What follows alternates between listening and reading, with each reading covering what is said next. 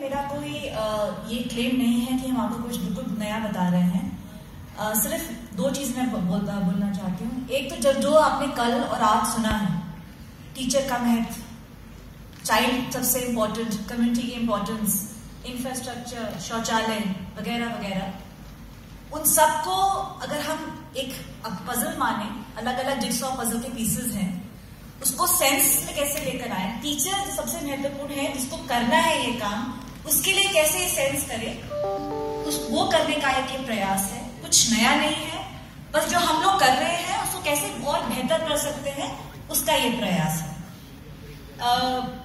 जो पूरा मोटो है, ऑब्वियसली अगर हम एजुकेशन, क्वालिटी एजुकेशन की बात करें तो गांधी जी का जो ये वाक्य है, ये हमारा एक मोटो है। It is the allround drawing of the best in the child, in man, in body, mind and spirit, यानी कि उसका सर्वांगीण विकास। न केवल मार्क्स अच्छे आए, पर बच्चे की जो इनेट क्वालिटीज हैं वो भी डेवलप हों। जैसा कि मैंने कहा, अब आप लोग ये सोच रहे होंगे कि इसका नाम शाला सिद्धि, हमारी शाला ऐसी हो क्यों रखा गया है। शाला सिद्धि क्योंकि शाला सिद्धि गवर्नमेंट ऑफ इंडिया का इवैल्यूएशन प्रोग्राम है, और हमारी शाला ऐसी हो क्योंकि इसको हमने कंटेक्चुअलाइज किया है मध्य प्रदेश के लिए। इसका मतलब क्या है, हमारी शाला ऐसी हो, मैं नेक्स्ट स्लाइड में बताऊंगी। पर हम शुरुआत करना चाहते हैं कि जब हम गुणवत्तापूर्ण शिक्षा की बात करते हैं तो सबके दिमाग में अलग अलग एक आइडिया रहता है, एक अलग एक विजन रहता है। और जब स्कूल में जाए तो विशेषकर वहां बहुत कंफ्यूजन होता है। कोई कहता है कि अच्छा हमारा छत हो गया तो अच्छा हो गया, शौचालय अच्छा बन गया तो वो हो गया, एमडीएम हो रहा है तो अच्छा है, जहां अच्छी पढ़ाई हो रही है वहां भी अच्छा है। टीचर्स का ये डिफरेंट रहता है कि आप लोग हमारी कमी निकालने के लिए आते हैं, हमारे बच्चा क्या सीख रहा है क्या नहीं सीख रहा है, हम कहाँ पीछे हैं, ये हमें नहीं बताते। तो सबसे पहले हमने जो डॉक्यूमेंट में किया है वो ये किया है कि हमने क्वालिटी को डिफाइन किया है, जिससे कि एवरीबडी अंडरस्टैंड्स कि क्वालिटी का मतलब क्या है। तो और इस कार्यक्रम का मतलब क्या है कि हम शाला का उन्नयन, यानी कि इसका इम्प्रूवमेंट ऐसे करें कि जो शाला की अकादमिक एवं सहअकादमिक प्रक्रिया है, the academic and the post scholastic activities ऐसी हो कि विद्यार्थी को भयमुक्त एवं आनंदमय वातावरण, You've all heard fearless environment, जहाँ पे पढ़ाई कर सके, environment of enjoyment, जो आपने भी पूरा महाराष्ट्र का प्रेजेंटेशन देखा। और क्यों हो ये? क्योंकि उसको सीखने के अवसर मिले और हर विद्यार्थी अपनी आयु के अनुरूप अपनी जो दक्षताएं हैं और कौशल हैं उनको अर्जित कर सके। तो ये डेफिनेशन आप बिलीव नहीं करेंगे, ये हमने एक्चुअली बोल बोल के लोगों को समझाया, इसकी एक वर्ड समझाया है, जिससे कि एक मेक सेंस टू देम कि जो कर रहे हैं वो क्यों कर रहे हैं। जो आउटलाइन है प्रेजेंटेशन का, how did we begin this, हमारा स्ट्रैटेजी क्या है इम्प्लीमेंटेशन का, अब तक हमने क्या कार्रवाई की है और हमारा प्लान ऑफ एक्शन क्या है।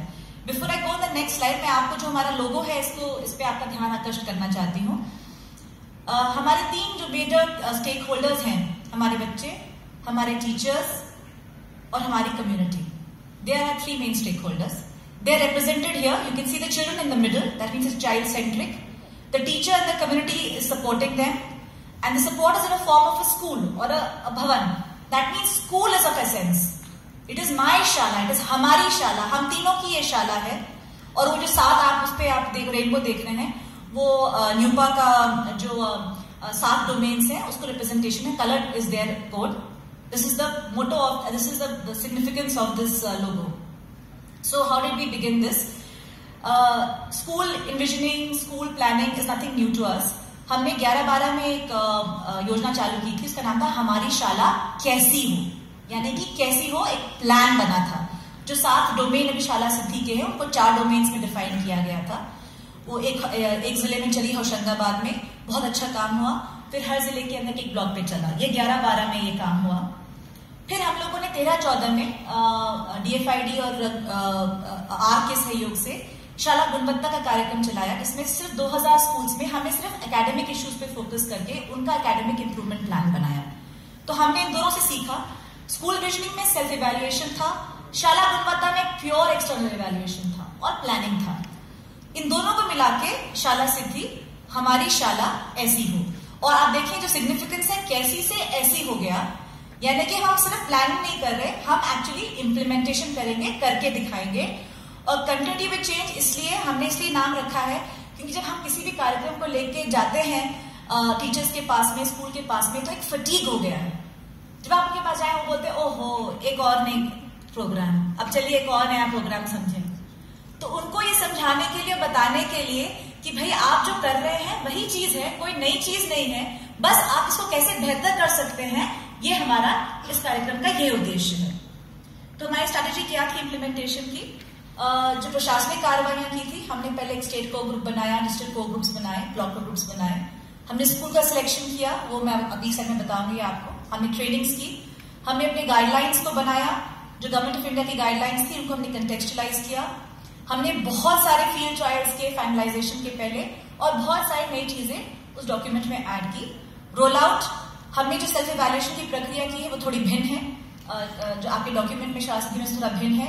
एक्सटर्नल इवैल्यूएशन में जो हमारी DFID का जो हमारी लर्निंग्स थी उनको हमने यूज किया, और जो हमारे एक्शन प्लान अभी बन गए हैं, लगभग 24,000 एक्शन प्लान हमारे बन चुके हैं, उसमें हमने क्वालिटी कैसे इंश्योर की, ये मैं आपको आपसे शेयर करेंगे।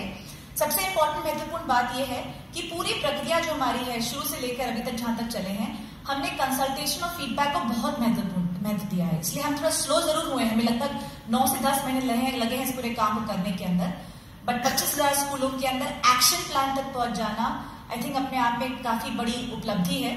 और ये इसीलिए हुआ क्योंकि बार बार हम बात कर रहे हैं, टीचर से बात कर रहे हैं, हम सबसे बात कर रहे हैं। तो स्टेट पोएट्री, ये हमारे कॉन्स्टिट्यूशन है। We had experts from field of pedagogy, we had teacher educators, language experts, trainers, media experts also, and members from ARC. Similarly, जिला और ब्लॉक लेवल पे भी हम लोग ने टीम बनाई। हमने SDMs को बहुत इन्वॉल्व किया है, क्योंकि इसके इम्प्लीमेंटेशन में जो थोड़ा सा सहयोग देना है SDMs भी करेंगे। स्कूल का सिलेक्शन का क्राइटेरिया, हमारे यहाँ 3,099 क्लस्टर्स हैं। तो जैसे हम पहले बात कर रहे थे कि सब बोल रहे थे कि 5 स्कूल, 10 स्कूल, 15 स्कूल, 20 स्कूल, अब we do not want that. हम ये चाह रहे थे कि हर जिले में काम हो। जब हम अच्छा काम करते हैं, किसी को हमें बताना पड़ता, बोलते हैं धार में वो स्कूल में, फला स्कूल में काम हो रहा है, या बालाघाट में वहां काम हो रहा है, पर हमें मालूम है काम हर जगह हो सकता है। तो हमने कहा कि हर क्लस्टर में हम 4 प्राइमरी स्कूल्स और 4 मिडिल स्कूल्स सिलेक्ट करेंगे, यानी कि 24,000 हो जाएंगे।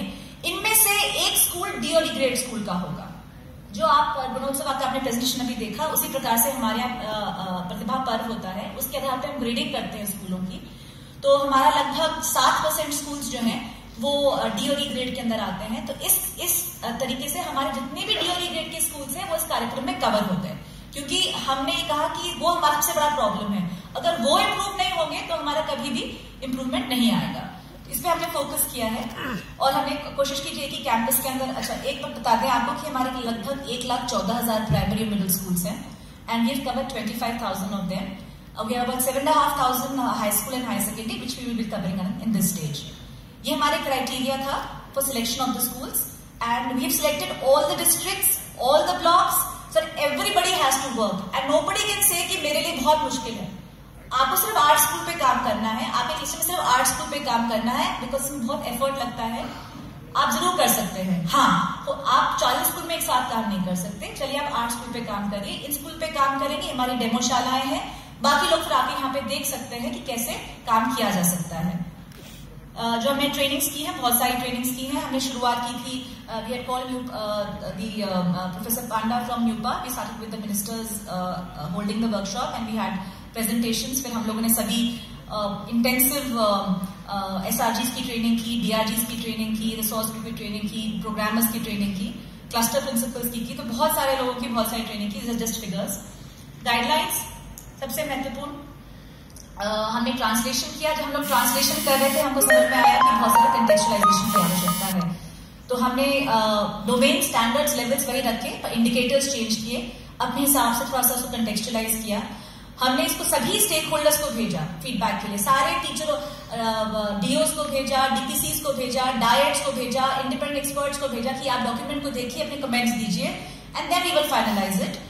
You will not believe it, and we had field trials. We had 26 revision exercises before we finalized the publications. So just to prove the consultation and feedback was so important and so integral to the entire process. Because if you don't own the document, if you don't understand the document, you don't understand the guidelines, you will not go anywhere.